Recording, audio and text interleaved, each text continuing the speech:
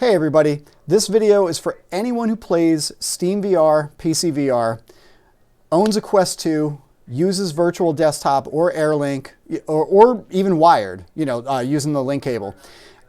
If you have a Nvidia GPU, I happen to have an RTX 3070, I want to know how you set your Nvidia Control Panel for VR gaming. Because in general, I have decent performance, but some games I get frame drops. And I don't know why, because the system's pretty, decent, I think.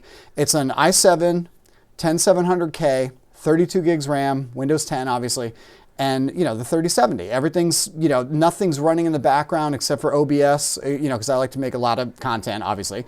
And I just want to know how you have your stuff set, and let me know if anything looks bad in my configuration. All right, this is my global settings, obviously.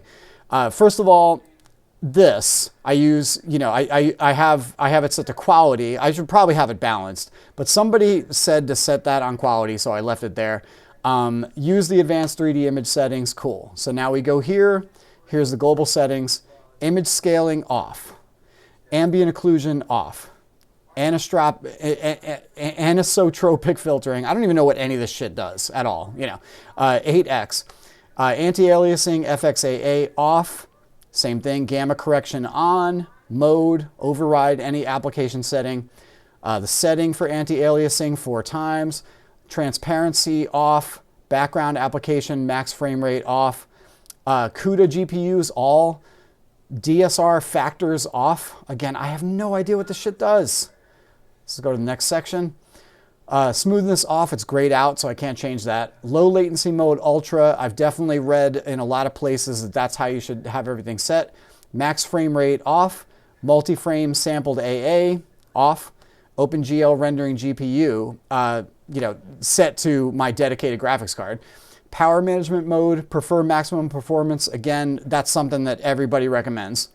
Shader cache size, driver default. Texture filtering, anisotropic sample, what is that, optimization? Yeah. Set to off. Texture filtering, negative LOD bias, clamp. I don't know. Texture filtering, quality. Texture filtering, trilinear optimization, off. Threaded optimization, auto. Triple buffering, off. Vertical sync, use the 3D application setting. I think that's supposed to be off. I'm not sure. Let me know. Virtual reality pre-rendered frames 1 and virtual reality variable rate super sampling off. I think that should be on as well. I think the VRSS is actually, a good thing. Again, I don't know. My main goal, obviously, is to get decent graphics and solid FPS. At least 60. I don't want it to drop to 50. I don't want it to drop to 47. I don't want it to drop to 38. It's just, it's hell inside the headset. So if I had to pick one or the other, I would obviously like solid frame rate as opposed to graphics. I can live with aliasing. I can live with lower quality graphics. That's fine. But in general, I want everything to look as good as possible. Most games are fine.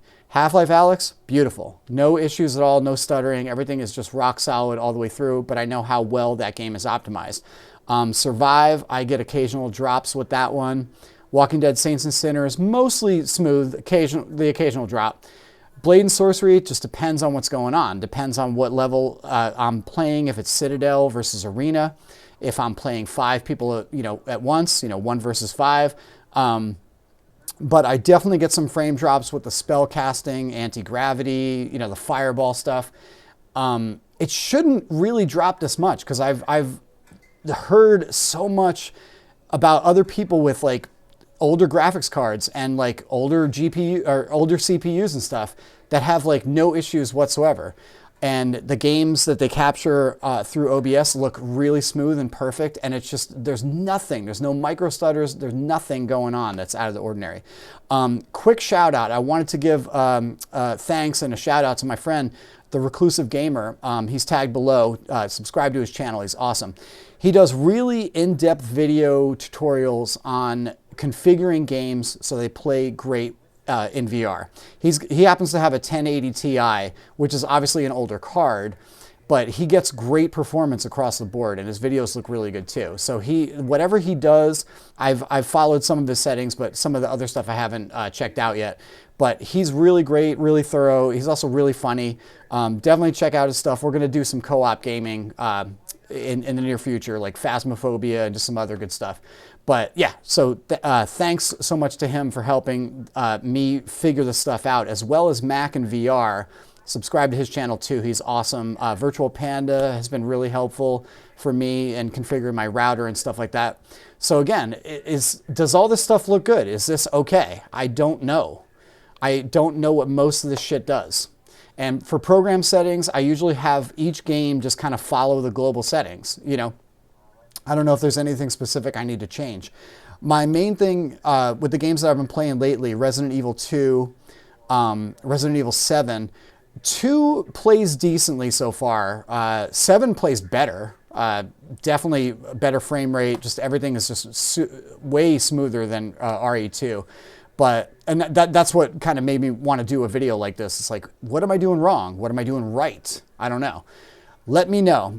Regarding virtual desktop settings too, even though it's always tough to capture that specific virtual desktop settings menu, the way I have it set, I used to have it set to graphics high all the time.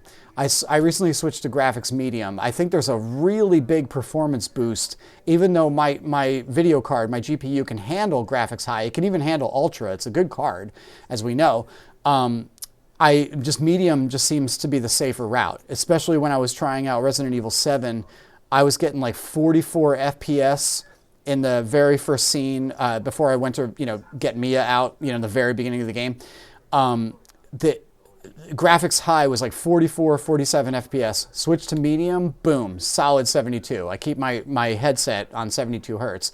I should do 90, but I've had issues with 90 hertz or 90 frame rate, especially playing Fallout 4 VR. It just runs better at 72. I don't know if 90, just those extra 18, frames make a huge difference. I didn't think that it would, but it seems like it does.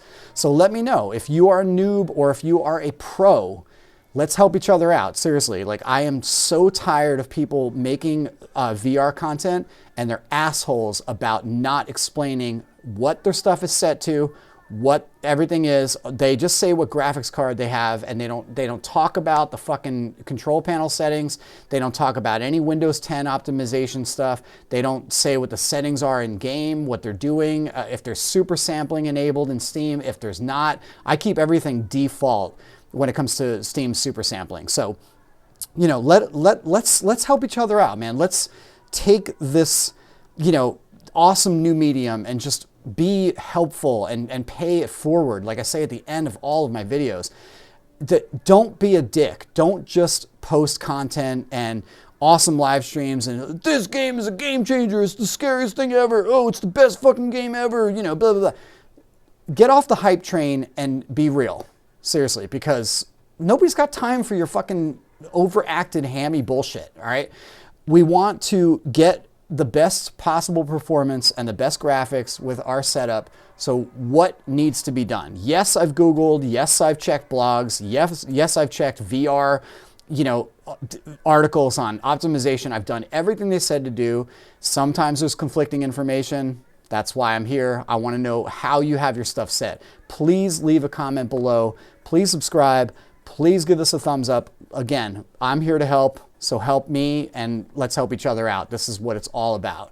So thanks so much for watching, everybody. I will see you in the next video. Again, be kind always. Pay it forward. See you soon.